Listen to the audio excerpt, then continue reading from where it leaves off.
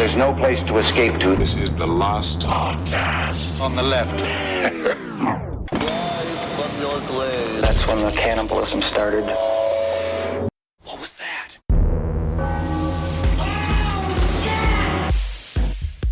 Man, I'm talking about Mr. Charles. I'm talking about Mr. Manson. Those are my lyrics. That's a good song. Man. It's a good song. Man, can you imagine what his underwear smells like? Oh my goodness. Well-treaded grass. Disgusting. For some reason, I think about that all the time when it comes to, like, you know, either our founding fathers or, like, the president. Like, Right. What does Obama's balls smell like? I bet he probably has the nicest smelling balls of any president in U.S. history. There's no doubt about it. Like two onyx orbs Right. made of a unicorn hoof. Yeah, definitely. And then, of Charles course, Manson smell like a gin-soaked bramble bush. yeah, and then Roosevelt is somewhere in the middle there. Well, no, can you imagine Roosevelt? Ugh. Yeah, wheelchair that- nuts. Wheelchair nuts have to smell the worst out of all the nuts. There's no doubt about it. You can only get them cleaned once every 3 days. Absolutely, because it's a problem. Is because Eleanor hated lifting his ankles above his ears in order to get to him. Because she's just like, oh, better get to him. Oh, look at they're getting greener than normal. And that's been this week in Last Podcast on the Left, presidential history. Welcome to the show, everyone. That's Marcus Parks. I'm Ben Kitzel. We're joined all the way from Los Angeles by... Yeah, Charles Manson. Charles, you're there. You're out of the pokey. You're out of the pen. Stole the rap on the street. That's what I know. Yeah, I was born with a knife in my hand, and I got diamonds in my shoes. Charles Manson. Sounds like you just sell your shoes. Oh no. He just has like the greatest frozen in time the vocabulary. He does. Like possible. Like as we watch, as you're gonna listen to this episode, Charles Manson is such an interesting character as a person. He's like of course. He's sort of a jazz musician, kind of a serial killer, or not even a serial killer, kind of a, he's a bebop kind of guy. Boy, we went across America and we was on this trip that, man, it was a jive. Right, then what'd you do? We stabbed a bunch of women. Oh, okay. Stabbed a bunch of women. I thought you were going to Yeah, go but on. that wasn't my fault. That wasn't my fault. Right. So in case Every you woman have... I ever slept with was born with a mustache. All right, so obviously we're talking about Charles Manson today. And Marcus, once again, crack job on the research. Thank you, sir. Amazing stuff. Let's just start at the beginning of his life, which, man, this guy did not have a lot of chances. He began his life as No Name Maddox in 1934. That is the name on Charles Manson's birth certificate. So his name is No Name. Yeah, his given name is No Name. That's how he started life. The big thing with Charles Manson that is very interesting is that he's different than any other big hitter that we've ever covered in terms of like he had definite goals. Like he was a person that like he's a con man. I think we're going to see that as we lay out basically a kind of our thesis here at Last Podcast is that Charles Manson is not necessarily like he's not a Dahmer. Like he's not a John Wayne Gacy. He's just a con man that was always looking for his next game, and then it just so happened to be that the game changed. Right. The game around him changed, and he was just now in for the ride if he wanted to be a part of it. Yeah. He's a lot like Kurt Cobain. He was just the most charismatic person on the scene, and they made him the star. And then, of course, Kurt Cobain killed himself, but Manson lived. Manson lived, and he still lives, and he's still fucking hard as a rock. He's in there having sex with 25-year-olds. I can't believe it. Yeah. Yeah, I don't believe Manson is a sociopath. I don't think he's a psychopath. He is a sociopath. He is a sociopath. You think he's a sociopath? Yes, because he suffers from the same things that they basically talk when you're looking for a sociopath. He's glib. He's really good on the front of like talking to people and stuff like that. He does not feel consequences for his actions. When you read the book Manson in His Own Words, which is fantastic, It's so because good. when do you get an autobiography written by the killer? You know what I mean? Like it's very rarely happens. And so he is, but in this, you basically he has no feelings really. I don't know. To me, it seems like he's got quite a bit of love in his heart. All right. So let's let the audience decide. One thing we know for sure, as we'll get into here. Marcus has a lot of compassion for Charles Manson. He does. It's a creepy amount. I have to be in studio with him, Henry, so at least you're an entire coast away. So you're safe. You're fine. Maybe don't come back for a couple of days. Marcus might be going on one of his sprees. But like all sociopaths and serial... I'm putting my street front girl. This is a street front girl. I'm going to be wearing a dress on the corner Jackie alone. Yeah, exactly. Jackie and I are going to be whoring out for Pimp Marcus, paying him in burritos. I mean, come on, guys. Has there actually ever been a musician that was a sociopath?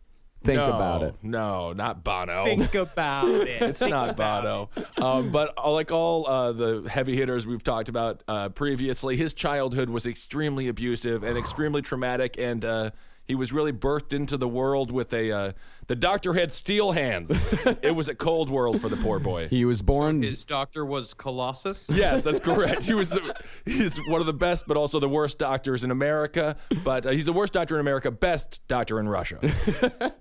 He was born to a prostitute named Kathleen, although Charlie says she wasn't a prostitute. Charlie calls her a flower child of the 30s, 30 years ahead of her time. The flower child? What would that even be? So a prostitute. He means a prostitute because it only existed during the flower child era. Yeah. I would also say that what I also love in Manson, his own words, because he talks about his mom. She's like, now my mama, yeah, haha, she would go around and yeah, she was a friend of a man. Oh, friend of and many a man. But what do you call her, a prostitute? No.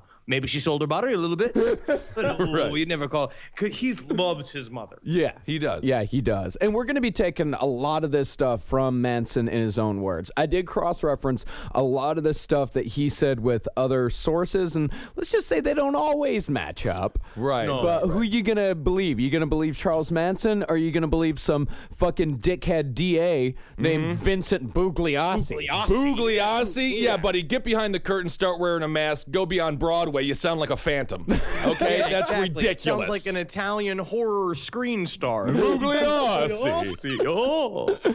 So Kathleen, she sued. We don't know who Manson's father is for sure. All we know is that she sued a man named Colonel Scott. I will say It's this. rough when feel- your name is Colonel. You know what I mean? When you were given the name Colonel as a boy, that just shows. Well, we actually don't know what his first name was. That was just the name on the lawsuit. It was Colonel, first name unknown, Scott. Is it possible that his father is Woody Allen? I'm just throwing it out there. She could be the guy from Kentucky Fried Chicken. Ah, the Colonel. So she was awarded a lump sum of $25 plus $5 per month to raise little Charlie. Which really isn't that bad of a deal back in 1930s, right? Yeah, 1934 was when Charlie was born.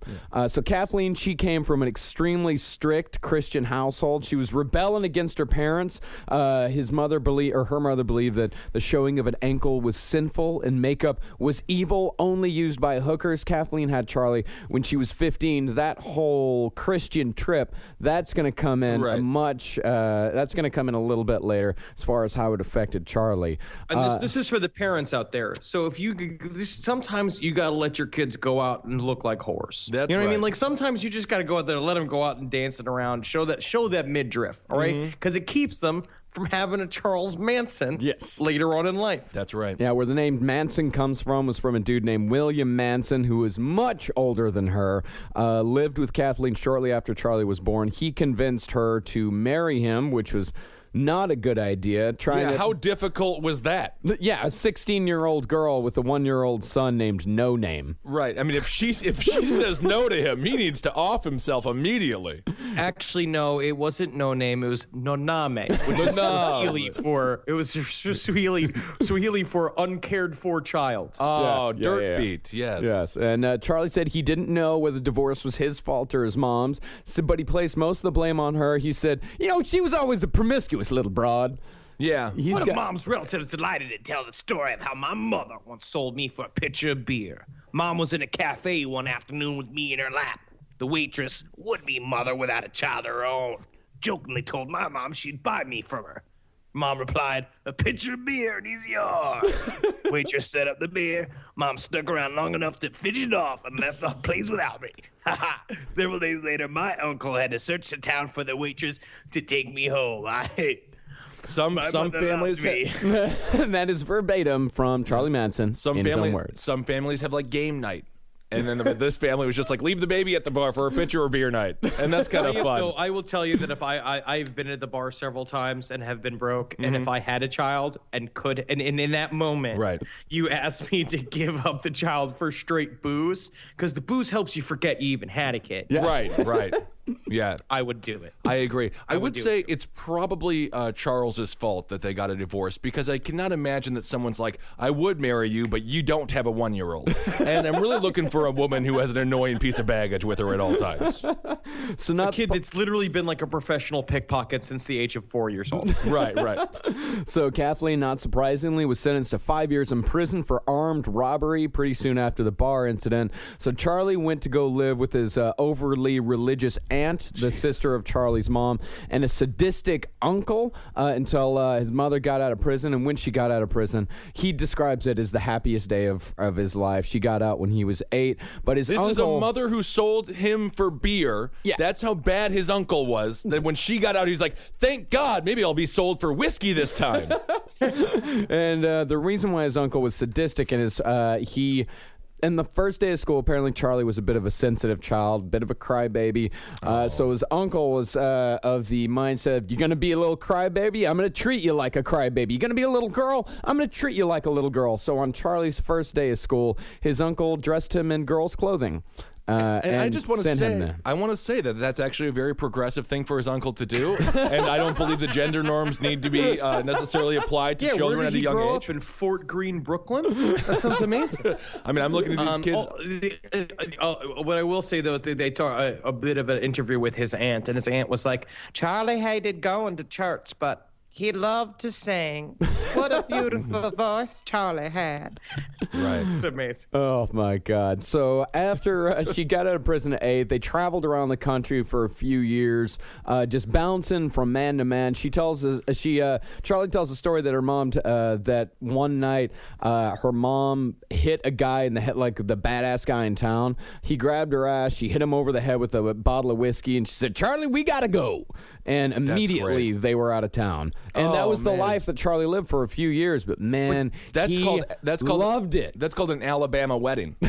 If you grab a chick's ass and she smashes a beer over your head, you're married. You owe her money. The other thing too is that Charlie during this time was also becoming, like, he even called himself like a bit of a rambunctious child, is that he has been developing criminal skills, Right. basically watching his mother throughout this whole process. And like every one of her new boyfriends would all kind of say the same thing. I can't be with this woman and her creepy kid. She kept calling him like either creepy kid or like kid who's like guy like sneaking around. Yeah, sneaky was another word that he used. Because he would go in and he would pickpocket and stuff. So basically, Charlie Manson is the perfect mixture of all of the skills it takes to be a criminal. Oh, I thought you were going to say a newsie. Doesn't he sound like a little British kid who's about to jump on a soapbox and try to sell the papers? He's more of a chimney sweep Yeah. than anything, but which we'll find out about when we go to the UK. We'll have to watch our wallets, won't we, boys? Yes. Yes, we will. But really, I mean, Charlie at this point, you can still claim that he's innocent. He's just a child following his mother's lead. I'm sure she's like, steal that guy's money. I'm going to blow him. You steal his money. It's kind of sweet. A little bit. In a weird way, you know? It's a little kind of, it's kind of Harold and Maudy. A little bit. Yeah. So after a few years, she gets tired of him when he's 12. She goes to a judge, says, listen, I can't take care of this kid anymore. Put him somewhere else. They send him to a boys' home. He escapes from the boys' home. The mother rejects him, says, no, listen, I don't want you. Go back to the boys' home. And so after he's there for a little bit, after his mother rejects him, he goes back, he escapes, and he goes to Indianapolis to live on the streets. So this kid, Charlie Manson, at 12, he's living on the streets of Indianapolis trying to survive. Why would he go to Indianapolis? Closest city. Okay. Because he said in Manson, his own words, is that he went to Indianapolis because he knew that it's much easier to hide from the law in a big city than out in the country, which is also just like a ridiculous thought for a 12-year-old to be able to have. You know what I mean? Like, Yeah. He knew that. But he was living on his own for like 6 months. He like was stealing whatever money he could and living in a tiny apartment. He was doing better than you, Kissel. Yeah, that's amazing. 12 years old. I can't believe he was able to get renter's insurance. He had his own place. Wow, all the ladies coming through there. He was driving, huh? Yeah, well, it was a stolen car. Well, nonetheless. But he had a car. He was. God, this is adorable. Yeah, it is kind of adorable. He's kind of an adorable man. This is It's what kind the of movie. like Charlie's Day Out. Charlie's Day Out. He's like that problem child kid. He's just, yeah, man. What a hell of a 12-year-old. And exactly what the problem child kid would have grown up into. Yeah. Yeah. If it wouldn't have ended in murder, Charlie Manson would have been a really fun guy to talk to at the bus stop.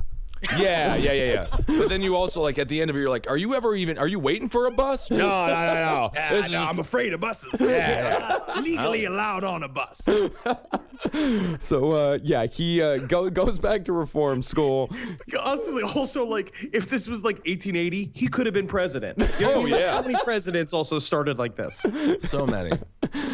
So he goes back to school. He escapes with wire cutters at one point and leads 35 juvenile delinquents out onto the streets of Indianapolis. Most of them got away. He got picked up 2 hours later in a stolen car, and that's when they send him to, I think, one of the places that fucked him up the most, the Indiana School for Boys. Yeah. It was a reform school, a state school, and he was abused by correctional officers and fellow inmates for 3 full years. He said that the only good thing he could say about it is that they had an impressive front lawn. They must have. The Little Rascals comes to mind. How did he even reach the pedal? What is he? He's like 5'4" as an adult. When he was 12, he had to be like 4'8". Yeah, he was a tiny guy. That's another thing that people don't realize. He's so small. He was 5'5"? Oh, my goodness. And so there's also what's interesting about this time period too is that he keeps calling back to this time period as being like basically Indiana School for Boys was so rough that it set several patterns where it made every other prison that he served time in feel like a vacation home. Yeah. And so it was easy for him to do time. And it also basically showed he's been kind of given a bad hand. Charlie was given a bad hand since the very beginning. Like he grew up as a kid, basically forced to be a criminal. And now that past is going to haunt him through this whole thing and basically set up his whole fucking life for him. Because basically he walked into the Indiana School for Boys with a reputation as being a hellraiser. And so the guys who ran the Indiana School for Boys were decided we're going to beat the fucking hellraiser out of Charlie. Yeah. One of them picked up raw silage from the dairy floor, because apparently they had a dairy there. He spit tobacco juice in it, in the silage, and then he shoved it up Charlie's ass saying, I got him lubed, so fuck him if you get the chance. Ah, the old 1700 proctology exam. Yeah, because apparently that whole thing is that the officers of the Indiana School for Boys would get snitch kids to rat out other kids that were doing bad things, and then they would turn their back. The counselors would then turn their back when those kids raped the other boys. Right. Yeah. See, that's the thing. Snitches get stitches, but in this situation, they got extra cheese sandwiches. So sometimes you get extra cheese. So it's sick. And he also definitely had retribution. One of his rapists, he actually almost beat him to death with an iron bar, and then framed one of his other rapists for the crime. That's brilliant. Yeah. I mean, he definitely got some revenge in there. Yeah, I'm telling you, man. You put a laugh track underneath his life. This is funny. This is humorous. It's technically like the story of Arthur Fonzarelli. Mm-hmm. Hitting jukeboxes, getting them to play. Technically theft of services, by the way. So at 16, Charlie escapes, makes it as far as Utah, and so they take him out of the state reformatory and then throw him into a federal reformatory, which he describes as much nicer. Because apparently there's a lot more oversight in the federal reformatory. Sure. So that's, he's moving on up as far as the federal, as the prison system goes. Nicer literally just means that no one put silage mixed with chewing tobacco up his ass. Exactly. So anything is nicer. Yeah. I just skipped all the different various, they forced him to work dairy. He was beaten with a cane like every other day for any offense. Yeah. And then the guys who ran the dairy was this sick fuck who would just would work him really hard to the point where his welts from being caned were bleeding and actively while he was doing the work, and he would have the boys come and smack his ass as he was working. Oh, these corrections officers are total sadists and psychopaths and pedophiles.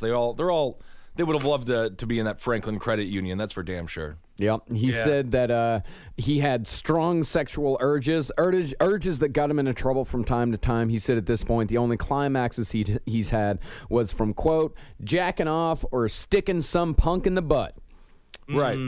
Yeah, he said, it's weird, though. It doesn't. He seems to transcend. We'll get into it. He doesn't seem to be gay. It's like a different kind of thing. It's a weird thing. Like it's just one of those things where a hole's a hole. There's sort of like the Michael Che joke, who's now the SNL Weekend Update guy, where he talks about how you can't catch gay, you can only catch gay in prison. Yeah. And that seems to be what happened to him. Yeah. He well, it's also, I mean, think about it. He had spent his formative years from the ages of 12 to 16 in boys' homes, where it's like basically he was just jammed into these places where all of these kids were sexually developing, and they were just like, get a booger it. Yeah. Like all over each other, and that's got to be a dangerous place. I mean, they say that this even happens. There's this open secret in British boarding schools that those kids there, they generally fuck each other with fair regularity. That's not a secret. Yeah. Yeah, man, that's why I just want to see the secret files of the damn Dumbledore. I want to go over to Hogwarts and see them tiny wizards all crawling all over each other, coming on each other's cone hats and sticking the wands up and soiled themselves. Yeah, you don't want to activate that wand, though. It turns your prostate into a gerbil. That would be terrible. Yeah, that Jimmy Savile has nothing on that Dumbledore. That would be crazy. Yeah. So it's a matter of record that Charlie was caught having sex with a younger inmate while he held a razor to his throat. Mm-hmm. And that was, a lot of people say that was one of Charlie's first violent acts, that was when he had been pushed too far. But here's what Charlie says about that particular incident. I was accused of holding a razor blade to this kid's throat, but I screwed him in the ass. Truth was, the guy was an undercover queer, and he wanted a dick in his ass. And I didn't mind doing it to him. We both agreed that if we got caught, he could say I forced him. We got caught. Sounds like it, Charlie. So you're sticking with your story that he was an undercover queer. Like the gay community sent him in there to bust you. Yeah, he said, I didn't have any respect for a joint punk then, and I don't now. No, he does not. No, he does not. No, he doesn't. No, and he should have, because they deserve it. God, 5'5", man, it's amazing. Yeah. It's amazing that he was able to survive it all in these situations, really. Yeah. He said that's what he says, talks about that all the time, honestly, is that because of his size, he had to do everything to an extreme. Yeah. Absolutely. He had to always show people that he was fucking nuts in order to, and basically, he even says it in this thing, and it's true. It's kind of like that Kurt Vonnegut quote of being like, we are who we pretend to be, but you must be careful who you pretend to be. Yeah. Where it's like, he basically created this image for himself that he was this crazy, like, fucking maniac, and then eventually began to believe it. Yeah. Right.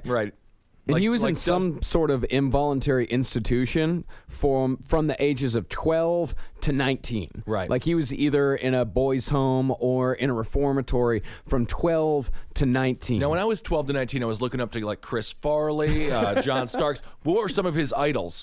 He was looking up to any criminal that happened to be in front of him that could give him any hint into what life could be like for a person like him. And these were like his teen beat. These were his idols. Like everyone else Tiger looks up beat, to rather. sports stars. Right. He looked up to criminals, like members of the Ma Barker gang. Like he just looked up to these people like they were the end all be all. Like this is who he idolized himself after. Right. So 1955, he married the first woman he slept with and moved to California. Of course, he had... And the way he describes her, too, it's just like, she wasn't much of a piece, but I have you know her silky smooth skin was better than any rough bars of any prison I've ever been in. Baby, you're better than prison bars. Oh, Charlie. Oh, I love you. I would just love the moment where he's bringing the razor up to her neck and she says, "Shh, don't." Hey, I don't gotta do you're that. as ugly as a dog, and you got a hair in your lip, and you got a butt the size of Mississippi. But I will say is, I will sleep with you. Thank you, Charlie. So of course, Thank you, Charlie. Can't believe it. So of course, well, actually, what you guys just said, that exact thing will happen later on. Oh, very like good. that exact situation, right up to the copious body hair. So he has no skills outside of prison life. So of course he returns right to crime, gets the woman pregnant, and at 21 he gets arrested for car theft, sentenced to 5 years at Terminal Island, which he called, quote, a paradise. He loved it, huh? Saying, the Indiana School for Boys made everything else easy for him. Everything. So while he was in jail, his wife took his son and left him for a truck driver. He was never in contact with his first wife or his son ever again. And of course, he wanted to go straight, while he was in family. I'm going to fucking get my life together. I'm going to get out. I'm going to get a good job. Of course, the wife and kid leave. So he says, fuck it. I'm going to become a pimp. But you learn this a lot with him, is that he has a lot of these moments, which I think is very common in people that are lifelong criminals, where he basically is being like, I'm going to go straight. I'm doing this. I'm going on the straight and narrow. I'm going to be a good citizen from here on out. And then it's just really the tiniest reasons to him to go like, well, fuck life. Fuck these. It's not even a tiny reason. He didn't, first of all, in this reform school, they didn't exactly teach him anything. No. And I'm shocked, the U.S. reform system is so unbelievably educational, but there is no choice. What's his other option? He can't get a job bagging groceries. Yeah. What's this weird 5'5" guy walks into your Costco? Can I touch the produce? No, get out of here. Go steal a car. Yeah. I could use my mind to rearrange these peanuts and I'll share them for free.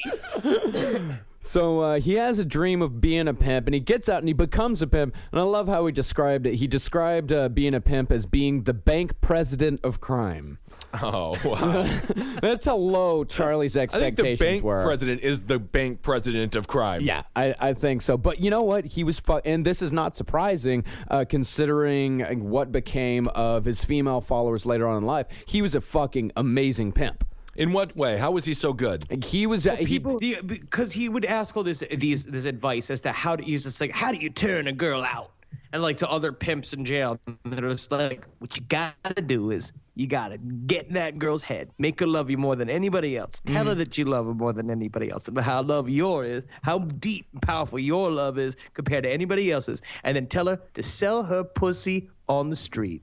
Like that was the advice, and so it worked. I think that's how Simon Cowell treated Kelly Clarkson after she won American Idol. But he was talking about with his, because he was like basically this like pimp philosophy about how like you could like all women want to do it. Yeah. And it's so fucked up because according to Charles Manson, he had a girlfriend as soon as he got out of jail and they were out of money. And he was just like, baby, I've been hustling and stealing for us, but I don't think we're making ends meet. It's like, will you sell your pussy for me? Right. She was like, sure thing, Charlie. Yeah. You bet. But the way he also described it, he's like, man, I was sitting in that car. I felt so bad about it. And she came down and boy, she loved it. She loved every second. She just had a great time with it. He's like a developer who walks around and he's like, I'm going to build a building there. And he sees the future. He sees money wherever he looks.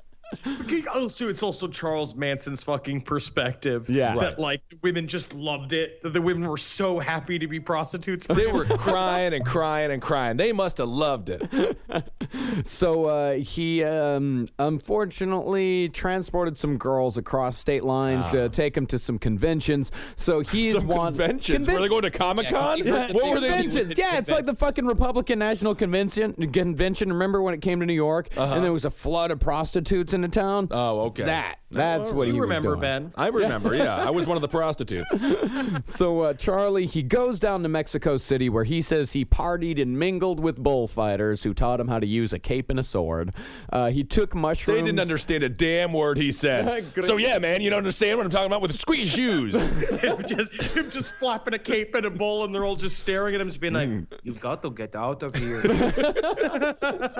Yeah, bull's scared of me, man. I can talk a bull's language. Watch me go, move. Hey there, bull. Hey, move. All right. All right. Will you please go? So We will stop our Mexican act if you please leave. Okay? We're all just brown Americans. So please get out of it. So he hooks up with some Yaqui Indians, gets some mushrooms from them, and he develops a reputation as a real tough gringo, which brings the federales down on him. They send him back to the U.S. U.S. He was sentenced to 10 years in prison. Yaqui Indians, Oh, the man. story with the Yaquis Indians is so stupid. It's he's just like, they're like, Yeah, everybody said, oh, better not go to those Yaqui Indians. That's the only way you can get mushrooms from the Yaqui Indians. But they hate white people. So I was like, oh, I'll show you. I walk right up to them Yaqui Indians. and they're like, who are you? Why here? Please leave. And he's like, I'm your friend. I'm your buddy. Yeah, I'm doing mushrooms, man. It's like, mushrooms are for spiritual exercise. Please leave, tiny white. No, man, no, you and me. And then he was just like, And so it's like, I wanted to show them I had a gun for trade. So I pulled a gun out of my pants and I pointed the gun in the Indian's face. and he was like, no, please, do not shoot. We'll give mushrooms. And he's like, no, man, it's for you. It's for you. And I put the gun in his hand, and then he grabbed the hand, And then apparently the Yaqui Indian took the gun, shoved it into Manson's stomach, and pulled the trigger like 5 times. Yeah. Like, no hesitation. Yeah. Just was like, I'm going to fucking kill this guy. And then when it clicked, it was empty. It was like, click, click, click, click. And Manson like just smiled at him, and the Yaqui Indian was just like, you crazy, brave white man. Come, Brave. do mushrooms with us. Come, let us trip the light fantastic together. God, it's amazing. He transcended sexual orientation, race, all with crazy. Yeah, all of the Just earth got all crazy. these.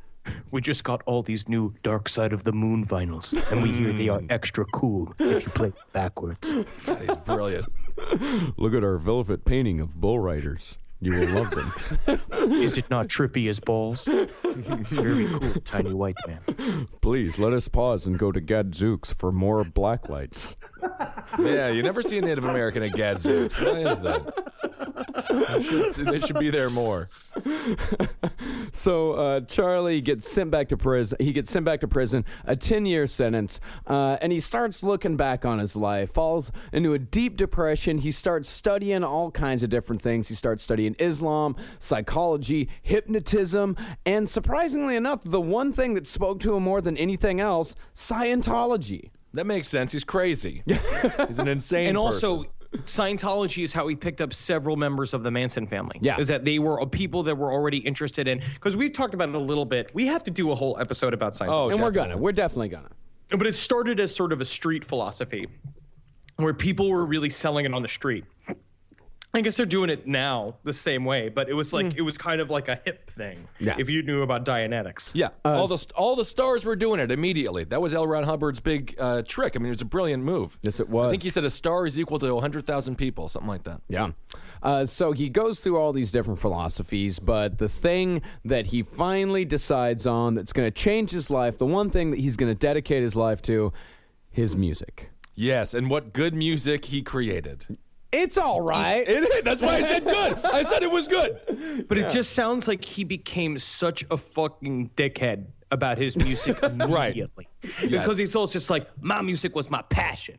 I played music everywhere I went. I didn't care what people said. I showed them my music. As soon as I met them, I was like, oh, you got to hear me play the guitar. and can then you imagine being dragged into a cell with Charles Manson? A Oh. baby Charles Manson, just staring at you as he plays the fucking guitar, and you have to go like, it's good. You gotta go like that too, otherwise you are dead. Yeah. So Charlie, and this is another central part of Charlie Manson and what's behind the Manson murders. So John Douglas, who wrote the book Manhunter, which is one of the most famous true crime books that's ever been written, this guy was part of the behavioral sciences unit, and he actually believed, and I take this guy at his word, that Charlie's main motivation in all of this was to be a rock star. Was to be a musician. That was the driving force behind everything that he did. He literally had like the early, because technically the Manson family was like Twitter followers. He thought that like, Yeah.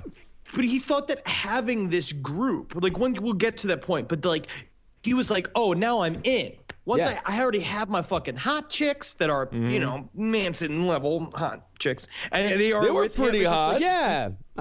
Squeaky is hot. Squeaky's super fucking hot. Yeah.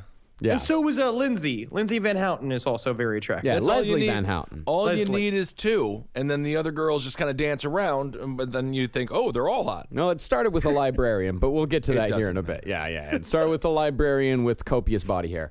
So we'll get into that later. But while he was in prison, he learned a lot about guitar from a guy named Alvin Creepy Karpus, who was convicted of 14 murders while he was a part of the Ma Barker gang in the 30s. Oh, all right. And he was a very good guitar player? He was a great guitar. He played steel guitar, mostly, like country music. Yeah, so yeah. Charlie learned a lot of folk from him. And another important thing to remember about him and his music, Charlie was in prison from 1960 until 1967. He fucking missed the 60s. So he's making up for time. The vast majority of it, like his music taste was stuck in the 1950s. He was playing that kind of stuff, and of course he learns all this stuff from Creepy Karpus, which is more and his kind of stuff is country from the type 30s. stuff. So it's all like, "Hey there, Mr. Biscuit, can you put your shoes in my wallet? Oh, Mr. Biscuit." It's like all the worst songs. At least it wasn't like the 20s, because there's no way you can get all those tubas and all those other big band music instruments in there. No. That's tough. The guitar is a perfect prison instrument. Yeah, it really nice, is. yeah. It's not as annoying as the harmonica. Oh, no. I always had to play that, what was that thing called there? Not the flute, the white trash flute. The recorder? The recorder. God damn, Holy. 330-pound Ben Kissel with a tiny, tiny recorder. You can leave now, Ben. Okay, thank you. I'll never learn the recorder. Smashes the recorder. I did smash it. So in June of 66, he was transferred back to Terminal Island. And Terminal Island at this point, a lot of this is a time of, Johnny Cash live at Folsom Prison. This was a time when musicians would regularly go to prisons to try out new material and Right. to try out new band members. Right. This happened quite a bit, and this happened up until this was still going on in the 80s or in the 70s. If you watch this great documentary called Heart-Worn Highways, you see David Allan Coe going to a prison to play for all of these guys. And of course, all of his friends that he was previously in prison with. he did know a couple guys he was playing I'm sure with. he did. Yeah, he So definitely Manson did. was probably just like, they're all coming to me. Yeah. I'm the smart one. I'm already here. He legitimately thought that. He was just like, this is the best place for me, man. Yeah. Coming through here, it's like nothing. No, definitely what they want to hire is a 5'4", like tiny, wiry, crazy-eyed man who's crazed by the fucking steel guitar. So at 7 years after Charlie got there, they released him from prison. Only problem was Charlie didn't want to go. Like He wanted to stay in prison. He asked them, like, "Can I stay? Please let me stay." So sad. I'm so happy here. Because all he was doing was writing and performing music. He said that performing music was Right. the only time he was ever confident in himself. The first time in his life that he was ever confident in himself. Oh, it So wasn't when he had the razor blade to the guy's throat as he was butt banging him? I don't think No he was confidence I don't there? I don't think there was much It confidence. wasn't a confidence move. Yeah, Seems like a confident move to me. I don't know. But So they gave him $35 in a suitcase of old clothes, and at this point he had spent more than half of his life behind bars. And his prison conduct sheet at the time of his release said, and this is a perspective of Charlie that Charlie doesn't necessarily have of himself at this time. His prison conduct sheet said he has a pattern of criminal behavior and confinement that dates to his teen years. This pattern is one of instability, whether in a free society or a structured institutional community. Little can be expected in the way of a change in his attitude, behavior, or mode of conduct. oh man, they didn't mention my music. God damn it. Yes, and he's a very promising singer-songwriter who should definitely go seek out famous record producers in Los Angeles. There's also no way that he's going to help kill Sharon Tate. So send him free. So he gets out in 1967. It's the summer of love, and Right. Charlie's like right smack dab in the middle of it. And like I The said, Summer of Love had no idea what was coming for it. That's what's so awesome. I do love Charlie for period too, because this in the later '60s, as it was heading towards the '70s, that the San Francisco scene, or like the whole hippie movement, was already beginning to take a turn for the right. Oh, everyone, after 5 years of doing mushrooms every damn day, your brain starts to go crazy and the society crumbles around you. Yeah, the Summer of Love was the peak. The rise and fall of the hippie music, or the hippie movement, the true one, is fast. It's like real fucking fast. Yeah, it you can rises only and trip falls. for so long. It rises and falls in a period of about 6 years or so. It doesn't last very long. So Charlie, he missed all the 60s, but he just heard that Haight-Ashbury was the happening scene down in San Francisco. So he goes down there, shines shoes for a while, and he said that a 15-year-old kid turned him onto the scene. I mean, did they even wear shoes? He's like, "Hey there, wild-eyed crazy man. You ever heard of a band called the Grateful Dead? Check them out. They're pretty good." Yeah, shine my. You gotta do, like, what you gotta do when you see them is do this stuff called acid. I'm not really sure. I'm 15. You know, I'm just trying to go to school. I'm trying to be a president. My name's Bob Dole. Robert Dole. At this, Untold story. Yep. And Charlie Manson did actually take his first hit of acid at a Grateful Dead concert. All right. And he said he loved it. I'm not surprised. Absolutely. Time of his life. So he was one of those guys around Haight-Ashbury that would just wander around playing his music for anyone that would listen. He'd go into bars and ask the bartender, he's like, "Hey, could I just play for some tips?" And if nobody gave him any money, he'd put on his loudest voice and say, I just got out of prison, and me and my two partners had come by this place to rob it. I'd talk my partners into letting me try to earn a few honest dollars instead of robbing the place. Now, if some of you bastards don't put a few dollars into this empty hat so that I ain't a liar, I don't know how long I can keep my two partners from walking through that door with their shotguns. and he said, It was surprising how effective those words were.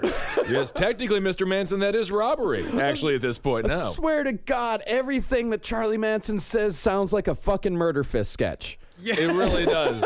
I mean, that's what's so... It's because he has the same logic. He has the same Murder Fist logic. Right. Which is just being like, it's like, how do I gotta be an honest man. What am I gonna do? I gotta crime my way to it. Right. That's crazy. He took acid at the Grateful Dead concert. Everyone up there for the Grateful Dead is just having a great time thinking about peace and love, and they don't even realize they're entertaining the person who was going to end their entire movement. Yeah, that's weird. When you're an entertainer, when you're in a band or a comedian or a sketch group, you never know who's in the crowd. You might be making a serial rapist or a serial killer just love you. Like Murder Fist, I'm sure after a Murder Fist sketch show, there was at least one person who goes up to Henry and be like, "Man, you're my favorite comedian. You're so goddamn funny." And in 3 weeks, we're going to read in the paper he had a bunch of babies in a cement box underneath his apartment. Please, last podcast on the left, listeners, if you are having any thoughts of murder or anything criminal, please seek help. Seek help. But I will say, I think that anybody within a 5-foot radius of Charlie knew that he was going to be a murderer. You know what I mean? Like, Yeah. knew that he was going to be bad, especially at that concert when Yeah. he was just like dancing like a little too hard, a touch of gray, you know? So eventually, Charlie made his way up to UC Berkeley just to play a few songs, and he met. Oh, he didn't enroll? He's not going to go. No, he's not going to Berkeley? Oh. Not going to Berkeley, and he meets the very first member of the Charlie Manson family, Mary Bruner, a.k.a. Mariochi, Och, Mother Mary, Mary Manson, Linda D. Manson, and Christine Marie Ukes. That's the one that's the name that I don't know where that name come from. I don't know how you get the nickname of Christine Marie Ukes. Yeah, Ute sounds like something that would go with a Southern breakfast or something. You know, all the Manson family, they all had their straight alias. Well, at least most of them did. They had that name, like, because they got arrested a lot for having false ID. Right, Like, right. yeah, that they would just throw around, and they did, but they all did get arrested. I'm going to be a lot. Starcrust Manson and Catherine Blubbard. Hi, hello. My name is Robert Moontree Pemberton. Okay, Mr. Pemberton. So Mary Bruner, she was a librarian who had just moved to California from Wisconsin. Oh, yeah. all right. And Well, that she- explains the hair. Yeah. She didn't have many friends, and Wisconsin women are beautiful. They are beautiful. I love every single one of them. And if you're yeah. from Wisconsin, you are for me.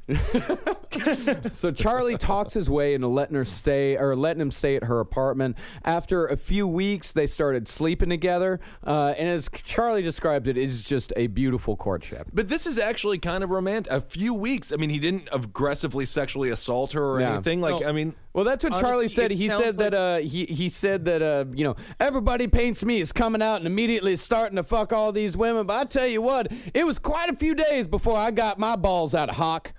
but then he didn't not exactly romantic. Literally 4 days. Yeah. Yeah, 4 days. Because he really had his fucking way with women, and it's true. Is that I think honestly he was good on the bush. Yeah. he was good on that bush. Well, in fact, he's went on about the first sexual experience between him and Mary Bruner in Manson, in his own words. He goes on about it for 3 pages. 3 pages. It is and 3 it's all- pages of erotic literature. It's like a 50 Shades of Grey situation. No, it's it's like very sensual. It's very delicate. He talks about how he learned how to please a woman. It's all about pleasing the woman and how to go on a journey with her. And Well, this is if we could please get one of our amazingly talented last podcast on the left fans who can create the graphic art, I would love to see Manson's face on the cover of those romantic novels instead of Fabio or these other big buff models. It's really true. And again, up to this point, Charles Manson is kind of a cool guy. Like he's he's a mess, and he's like a very he's got to be rough to have a fucking conversation with, but he's got a cool pass. Right. He eats that tush. Yeah. 24/7. Everyone he was knows on how to drugs. talk a good talk. Yeah. Yeah, he does, he'd man. be fun to hang out with. Yep. Now, was he upfront with his criminal past to these people? Absolutely. So he was. No, that's Yeah. how he got them. Yeah, that's how he got people. that's how he was a cool dude. He's like, yeah, I'm a criminal. I've been in prison. I know the ways of life. Anti-establishment, yeah. But he said that experience taught him that, quote, sex is more than a stiff dick and a hot box. That's Yes, it nice. Which I just think that's a great thing to teach your kids. Yep, sex is But more this than is also this is where he also began his fucking guru rap. Yeah. Was during this time, where it's that while they were having sex, and he would just be like, "You are God, I am God. We are all our own gods. We are made of the universe." And it was started this thing which was just awesome during sex. Yeah. And then he Yeah. started realizing I can use this all the time. Yeah. That's exactly the way that Pastor Joel Osteen started his ministry as well, and now he's selling out Yankee Stadium. So think about but that. it started with a 4-year-old boy. And Yes. he's telling him that you are Clifford the Red Dog. I am Clifford the Red Dog. We're both Clifford the Red Dog, which is kind of gross. He also brings this 16-year-old girl named Darlene into the mix, who doesn't really stick around with the family all that long. But he loved the power that all this gave him. That Right. he would fuck Darlene during the day and then fuck Mary at night. And the power that he was able to have over these women, that how he was able to essentially hypnotize both of them, he fucking loved it. It gave him the confidence to deal with people. Right. In I a would also say- non-prison setting. Sure. Which we're also going to see here too, are the seeds that are planted. That, honestly, of all of the people that you can compare Charles Manson to, I would compare him to Hitler. I would say that it's the same thing because he's got an inferiority. No, I'm not saying on I'll scale. agree with it. No, not on a scale, but as far as personality goes, fairly similar. He's got an inferiority complex that expresses itself in the way that it did, because it's all about control and power, and nothing is, and because his sexual desires are being satisfied, like when Hitler had Jewish girls pee all over him. No, where he your liked the grandfather was dump. there. Yeah, he your liked grandfather was feeding him Gatorade. Yeah, my granddad was on Gatorade duty. I think that's actually that's where it all began. Vata boy. Like many technologies, it started in Germany. She's getting so parched. I can tell from her urine. Yeah, haterade there, classic. And Charlie, he fully admits, he said, at this time, I was aggressive, adventurous, and felt like I understood the minds of most of the kids that flooded the streets. He knew, it's all right, I get these kids, because these kids they're disaffected. They feel like they're rejected by society. They're searching for something. A lot of them are runaways. Right. A lot of them have criminal pasts. But he, not long after this relationship, he hooks up with this reverend named Dean Morehouse, who gave him a ride while he was hitchhiking. And this guy, Morehouse, gives Charlie a piano. And Charlie took the piano and traded it for a cheap Volkswagen van. And so at this point, the Manson family is mobile. Brunner quits her job, and they start to just drift around California, meeting other women. I think it would have been cooler if he would have just put tires on the piano. You know, just roll around that. I could see the Manson family living like the Chuck E. Cheese group. Slowly turns into a Snoopy like thing, where he's like riding the top of it. It's got like a steering wheel. Now, did anyone learn how to play this damn thing? Yeah, he said. But we will say that this is, you were right here in your assessment too. It's like this is what made the Manson family, quote unquote, possible. Yeah, was this van. Yeah, it was this is when recruitment could truly begin, because then they had a house, because this little Volkswagen bus was their home for the next about year and a half until they got a hold of a black school bus. Which is honestly, if you are looking to escape your house in Wisconsin or Minnesota or some rural parts of the South, the idea of rolling around the West Coast inside of a black school bus is fucking awesome. Yeah. And a van is like, okay, but that's a hell of an upgrade. Yeah, a van's all right. So they wandered around for a while. They wandered around Southern California. They go down to L.A., where a former prison contact told him that he could set him up with a producer. So Charlie calls up the studio contact. Just Los Angeles. That's all of Los Angeles. It is. That is like what Los Angeles is as a whole. Of just like a criminal promising you that he has connections to a record producer, and then you show up and a guy with a fucking like jukebox costume on fucking steals your wallet. Exactly. Yes, because the studio contact was, quote, out of town for a few days. Yeah, he's out of town. So Charlie just, they wander around L.A., where he meets a young, freckled, red-haired girl named Lynette, a.k.a. Squeaky Fromm. Now, Lynette Fromm is like literally, Squeaky Fromm is a woman out of time. Yeah. She is a woman that it's just like, because we were going to do this a while ago and we never did it, but I also see that too. If she existed and there was like an OkCupid profile of Squeaky Fromm, it would blow up. It would be huge. Just be exactly what you wanted. You don't like, easygoing girl looking for a good time, just want somebody to stare at the stars with and, and eat my pussy while calling me Jesus. Right. Squeaky Fromm. Redheaded, cute, approachable. Squeaky Fromm. Innocent. Oh man, I definitely would have sent a message to her on OkCupid. Definitely would have swiped right on the old Tinder. She would have been thrilled with it, Marcus. And thank you, Judith, for photoshopping that wonderful photo of me coming to the rescue of Squeaky Fromm, or carrying her out of a courthouse after she made quite a mess in there. Or she was a burning building. She was not complicit in any of the murders, but in 1975 she did pull a gun on Gerald Ford. Gerald Ford. She pulled the gun on. The gun didn't go off. Well, of course not, because it's Gerald Ford. Everything went wrong around that guy. Fell down constantly. The man was a goof. Yep. And she was sentenced to life in prison for that. Right. Yeah. That would do that. So as a kid, she was a performer in a popular local dance group called the Westchester Lariats. In the Can you 50s? imagine being forced to go see the fucking Westchester Lariats on a Sunday? Can you imagine just... All right, let's go see the fucking Lariats again. I actually think people probably loved it. It's Westchester. Yeah, she was on the Lawrence Welk Show. There you go. She performed at the White House. Wow. T for two, and one for me. God, I love this show. Just go, take off your shirt. And here's a really interesting fact that I had no idea about. And this is another interesting thing about the Manson family, is that they have a lot of connections at one point in their life to famous people. Squeaky Fromm was friends with Phil Hartman in high school. Yeah, that was insane. Yeah. The late, great Phil Hartman from SNL. Yeah. Unbelievable. That story, that ended tragically. Isn't it weird that Squeaky Fromm lived longer than Phil Hartman? I don't like the joke, Henry. It's still too soon.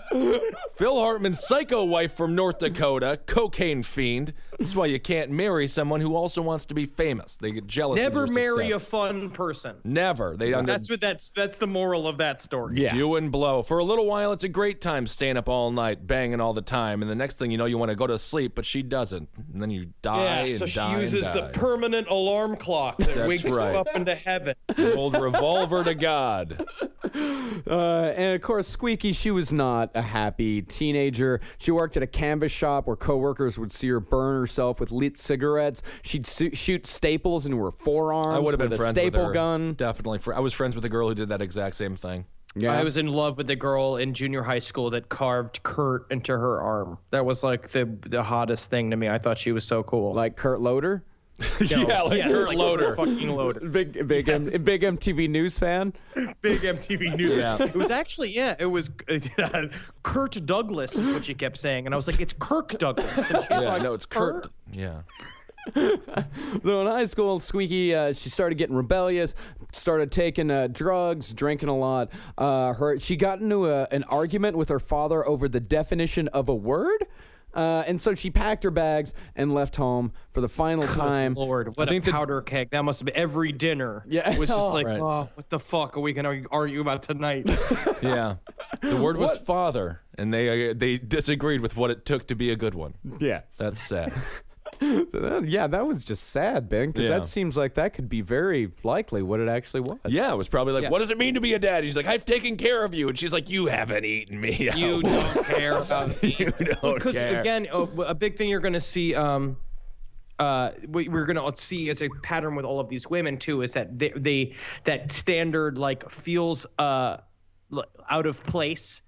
Feels like they don't have a group, feel like they don't belong, Of feel like they course. don't they don't belong to their families, they don't belong to society. Right. And Charlie kind of got this ability from prison. They said basically it should have probably came from prison, which is like instant reading of people. Yeah. Of being able to like pick out who's vulnerable and put his point of view directly in their heads, and they are ready to like join up with him. And keep in mind, 'Cause they're this is, lonely. this is the 60s. We're still in the 60s, maybe early This is 70s. 1967. 1967. This is well before Ted Danson ran a bar called Cheers. So these people didn't know where to go. They didn't have any other place to be where everyone knew their name. If this only was it. Cheers existed then, Yep. Sharon Tate would be making, I don't know, Devil in the Details 3 or something Oh bad. my, Devil in the Details is one of my favorite franchises. That is a great one. So Squeaky ended up in Venice Beach. She met Manson. Of course, he charmed her. And Squeaky, God, I would love to see Manson on Venice Beach and Muscle Beach. Oh man. Yeah, look at them. Yeah. They think they're tough. They think they're strong. Huh? Yeah. They're not strong. They don't know the strength of the mind, my friend. They don't know the trip that I'm on. Just stares at the barbell for like 15 minutes trying to raise it. Yeah, not today. Okay. So she goes on the road, becoming the second member of the Manson family, along with Mary Bruner. Of course, the music contact never got in touch with Charlie, so they go back on the road. And this is the time when Charlie when he's introduced to the concept of commune living, which of course would be put into place with disastrous results later on. And this is also when he started proselytizing to young people about his philosophies. This is when, they were never really solidified all that much. Of course, there was Helter Skelter and the race war and all that type of stuff. But that was later this on. is That like was the rough. final. This is rough drafts. Like this is what he admitted he liked the feeling of power, and he maintains. See a starfish that's on top of a mailbox, you could make a wish. And then he's just saying also random shit like that. That's true. That's Yes, and he maintains that he did nothing but good, quote, other than nailing a few underage broads who are already giving their bodies to whoever they fancied. Well, that is pedophilia, technically. But No, he fucked a lot of underage girls. Yeah. And maintains in many cases that they loved it. I'm sure that he does maintain that. Man, this is Charlie's story. Yes, that This is his story. definitely Charlie's story. So the next member was Patricia Krenwinkel, a.k.a. Big Patty, a.k.a. Yellow, a.k.a. Marnie Reeves. Why you guys call me Big Patty? Because she's big. That's such a Can't we call me Delicate Patty? It's like, your name's Patty. yeah. You're big, so you're Big Patty. Yeah. But she was known most commonly to the family as Katie. She's the one that wrote the infamous Death to Pigs on the wall of the La Bianca's house. And She was just thinking about food. and she was also the She one. meant to write bacon is my favorite. I heart bacon. Said write Death to Pigs. She also is a. I saw an interview with her now. Like she came out. It's like it was in 2000. I think it was in 2004. She did this interview for the New York Times, and I was watching it, and she's like she couldn't be more remorseful now And it's just, yeah. it's so full of shit. Yeah. Every time I meet, I understand they were manipulated by Charlie, but also he was a 5'4" maniac. You have to, there has to be a lot of suspension of disbelief. Yeah. To be bought, like to live with Charlie. Huge disconnect. Yeah. She was also the one who misspelled Helter Skelter. Yeah, which is on the embarrassing refrigerator. to say She the had least. one job. One job. Yeah, she put Helter Skelter on the fridge. That's just devastating. Yeah, she's also the longest serving female in the California penal system. How Still long alive. she been there for? God, she's been there since 1974, 72. Quick so math. Yeah. Because she got convicted of 7 murders, and then like there was like her and a group of like an inmate support group, and they're like, all right, let me just guess which one of us had. She's a woman talking to a group of them, basically saying like, who's been up for the parole the most times, and then Patty raised her hand, and they're all like, ha ha ha, ha, like laughing about it, and I was like, she killed 7 people. Well, Fat Patty, she's funny though. You're not laughing when Ted Bundy does it. It's just because she looks like a cute old grandma now. Yeah. But it's like she was a fucking maniac. She stabbed Abigail Folger, the heiress to the Folger coffee fortune. She stabbed her so many times that the cops, when they found her body, thought that her white dress was red. Well, that is the worst part of going to sleep. Folgers is the best part of waking up, but then getting stabbed to death. That is a different commercial. Holy Lord! So she suffered from low self-esteem. Oh, she was teased for being overweight, and because she's fat. She should have lost weight. That's what you do when you're teased for being fat. You lose weight and you succeed in life. So she also had excessive growth of body hair, which was caused by an endocrine condition, and she had taught Sunday school in the past, and she'd even thought at one point of becoming a nun. How is a person who proves the fact there is no God because he made her fat and hairy trying to teach kids that there is one? I don't care about body hair, but if you have to specifically mention in every single thing you read about a person named Patty Crenchwinkle, the fact that she has excessive body hair, that's got to be a lot. It's you know what I mean? Like, excessive. I don't care. I don't care whether you shave or not, but if it's like hanging out of your hat, like if you have to shave your forehead to go to the grocery store, like I mean, like you just become a wolf woman. You're a wolf woman. Everyone has be a wolf woman. Everyone has body hair. Everyone can jump. It doesn't mean we're Kevin Durant. You know, it's like this woman was like she's like an all-star. She's a pro of body hair. Yeah.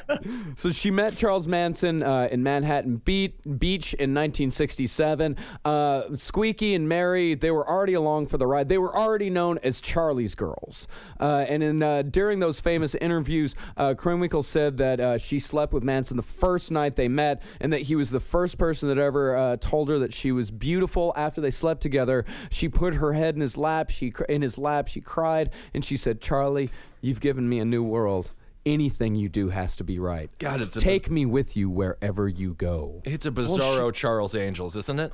It really is. Just like, well, Manson kind of harps on that for a while, just being like, "Where do you think the fucking Charlie's Angels name even came from? It came from me. They've been butting off my style for years. That's my trip, man." Right, yeah. Yep. So she hops in she quits her job, leaves her apartment, her car behind, hops in the van, goes down to San Francisco. And Charlie said at this point, he said, the party was mine everywhere we traveled. So he is having the time of his life. Like this I'm whole sure he is, guru lifestyle is, man, I mean, because he's spent half his life in fucking prison. Right. Fucking dudes. And really, again, they don't teach you anything in prison. The fact that he has gotten this much success is pretty. He could have actually been a successful person if his mother wasn't a prostitute and he wasn't abused since he was you born. Have this tiny, creepy man showing up with everywhere he goes with this flock of women that are all like magic women. They're all like running around and like dancing and taking drugs and freely sexual. And it's like, that's an incredible package. He's walking. Yeah, you see that guy pull up to your town and he's got these cute girls with him. He's got a guitar. He's got a little glitter in his eye. Yeah, you're going to talk to that guy. You're going to listen to that guy, especially in 1967. If he was in Libya, he would have become the dictator. He's Gaddafi, for Christ's sake. So next he picked up Bruce Davis, a.k.a. Jack Paul, who was briefly considered a suspect in the Zodiac killings. Oh. I was also considered a suspect in the Zodiac killings. A pulse would do it. Yep, Manson, he liked having another dude around. And also the guys, they had a lot in common. Davis, he was a musician. He had an interest in Scientology. He was an ex-con. So these guys were real fast friends. That just shows you it's just it's like sometimes women can, like, he's having sex with all these women. Yeah. And even he's just like, can I get a guy? Can I get a dude in here so I can have a conversation? God!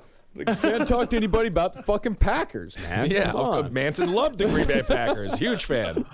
So this guy Davis, he drifted in and out of the Manson family for a few years. He even would, he would head up the London branch of the Scientology, the London Scientology branch. Where he got kicked out of that. He came back to the Manson family, and he was implicated in the murder of the stuntman over on the Spawn Ranch, which of course we'll get to later. So in Nevada, the crew, they got rid of the van. They picked up the old black school bus, which they would drive around in for the next 18 months or so. And people would drop in and out. He said at one point there were like 20 people living in this van, like just cramped and packed. But he said that his music reflected that it was the happiest time in their life. And, of course, he tries to go and give the music contact another try. And the producer surprisingly agreed to meet with him this time. Yeah. But as they were heading back down there, they picked up Susan Atkins, a.k.a. Sadie Mae Glutz, a.k.a. Sexy Sadie, a.k.a. Donna K. Powell, Now, a.k.a. how come she Sharon gets to be Tate. Sexy Sadie and I'm Fat Patty? This doesn't make any sense. Big Patty. You're Big Patty. It's different names. It's how it goes. Fat Patty, it's got a fun little rhyming schemes. It's Sexy Sadie, it's kind of cool. It's a Beatles. It's a Beatles song. You love the Beatles, right? You don't want us to miss out on a Beatles song name, do you?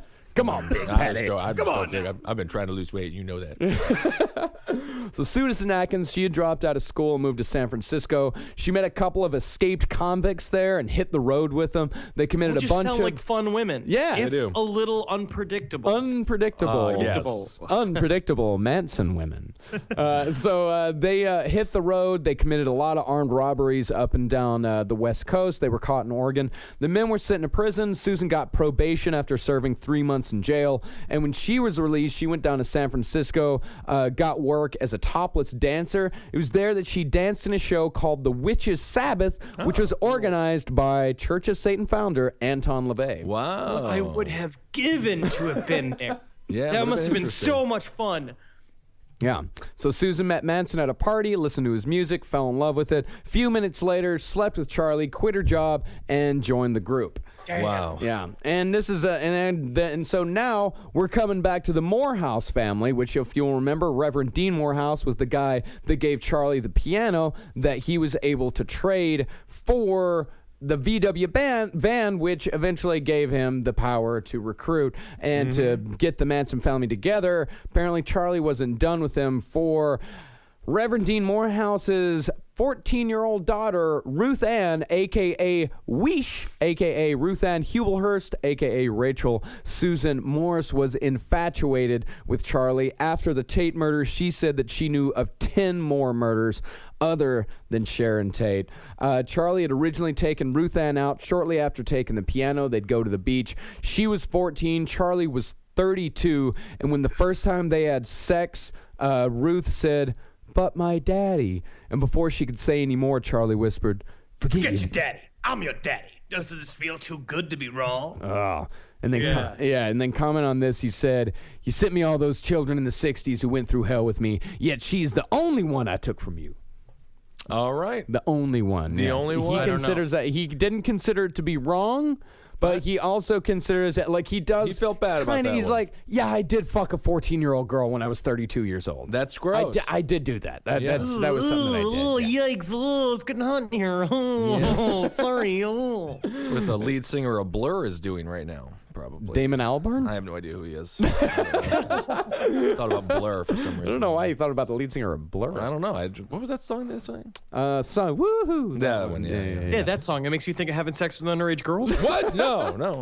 So, of course, the family came for Manson threatening to kill him, but Manson pretty much just tricked Dean into taking acid and then just sent him on his way. It's just like, you know what, man, this is a whole trip. This is the trip that I'm on right now. And, you're on the God trip and I'm on the God trip too, but everybody's God. I'm God, you're God, your daughter's God, and God decided to have sex with God. God decided to go to the this will tree. help you understand all of that. Right. Yeah. He pretty much just talked him around in circles while he was tripping balls on acid and sent him on his way. But according to Charlie, Dean came back weeks later, not to hurt him, but to get more acid. Because he loved that trip that Charlie was on. Everybody loved the acid. Gotta lick something. So it's I gotta tell you, I'm sweating under my breasts, and that's the trip that I'm on. Yep, the old sweaty under breast trip. I love that one. So it's at this time that the family comes across an infamous LA party house called the Spiral Staircase.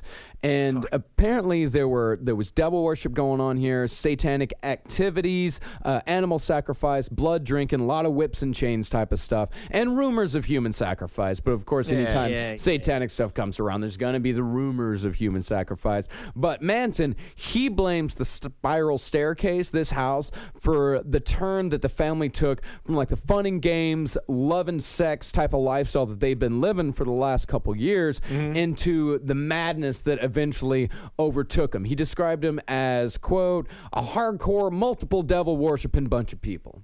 And I just feel like, when a party goes on too long and it starts to get dark. That's kind of what this is that when you've been drinking and doing a lot of drugs and it starts getting that turn, that really weird turn. And this is where it basically happens for them and it switches their whole perspective. Because really at this point, it was a sex-based group. Yeah. Right. They were just they were all having sex with each other and like doing free love and that's kind of the thing. And it just started taking this fucking turn. And then Charlie, being the con man who he is, it knows he has to be ahead of the curve, has to now instate himself as the leader of this devil worshiping group.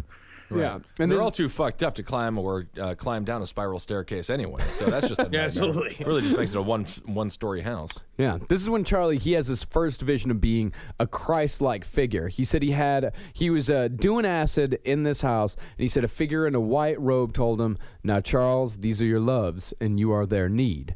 And then Charlie himself in the hallucination became the man in the white robe. And How much acid? How much acid? So much acid. Yeah, because he is looking around the room and he believed that he was controlling every single aspect of the room. Like he saw a guy that was looking at him sideways and he said, I made him fall down and break a lamp. And there was another guy, like there was a woman dancing in a hallway. It's like, I was thirsty, so I had her go get me a glass of water. She went and got him a glass of water. But yeah, he was so fucking high. So high. Right.